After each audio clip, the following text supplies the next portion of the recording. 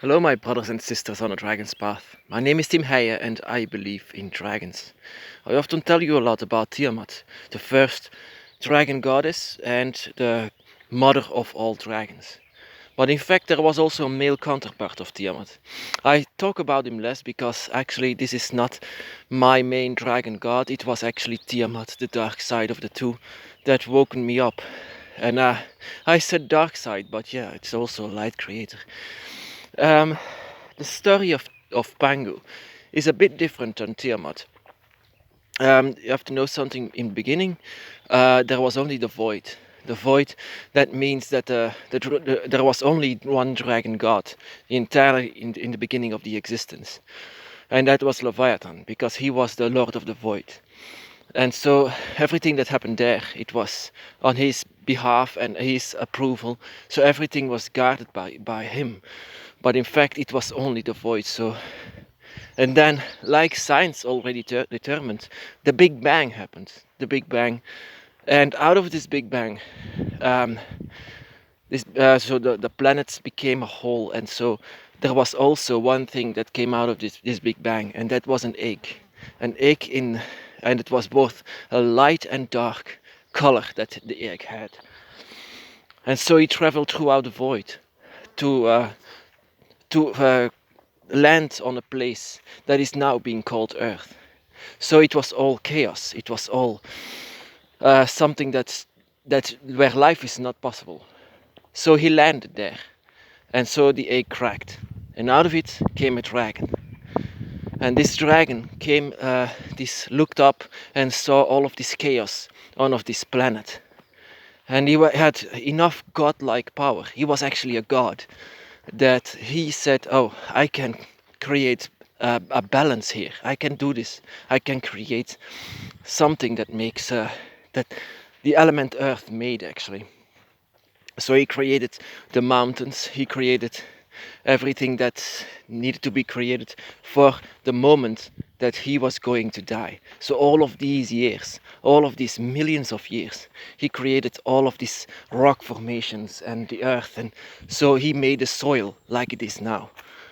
So when he died, he laid himself peacefully upon this earth, and just like Tiamat, sunk into the earth. And so everything that came out of it was life. So the trees became his hair.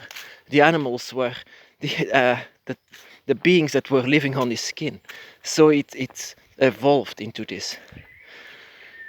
And so actually a bit similar to what Tiamat's story is, but Tiamat was more like forced to do this. Forced by the god Marduk. And he cut Tiamat in two. So she laid herself down because she was actually dying. And so she also sunk into the earth, and everything that came out of it was also just the same as Pangu's was. But Pangu is the male counterpart of Tiamat, and he was actually a light worker, 100%, while Tiamat was more like a dark energy. So yeah, it was very yin-yang between those two. There are a lot of actually creation stories up with dragons, that dragons made this world like it is. That is why everything that is being born has the image of the dragon, even us.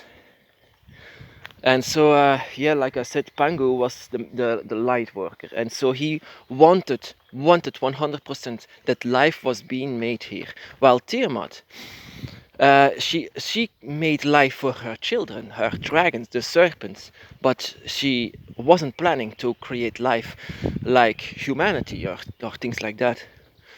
While Pangu, he wanted humanity. He wanted this very, very much, and he wanted also the other animals, and he wanted to let them being evolved into better creatures. So yeah. There was actually also a rival between Tiamat and Pangu as the dragons of the earth element. But the thing is, yeah, it's like a yin-yang. It may be that the darkness was with Tiamat, but there is also always a light point. So in order to create this darkness, light has to come out of it. And that is what Pangu was the reverse from it.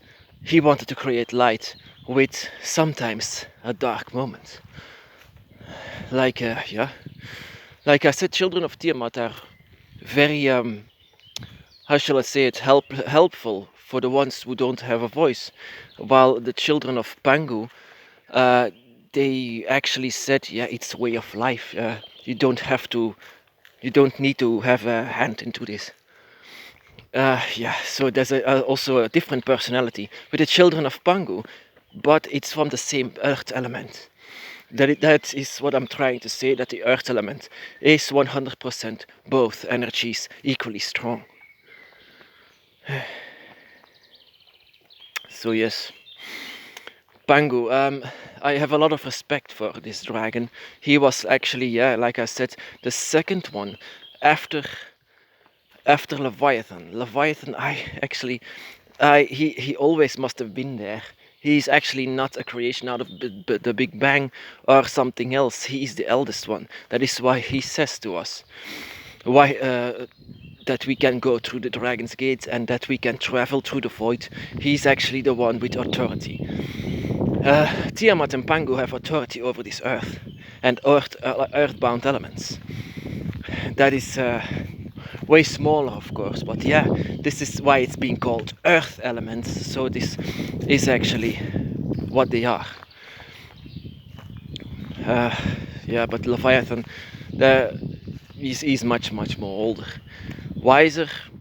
Must be. The mind of Leviathan is something that we cannot handle. That is why the children of Leviathan are the ones with the most difficulties in their lives.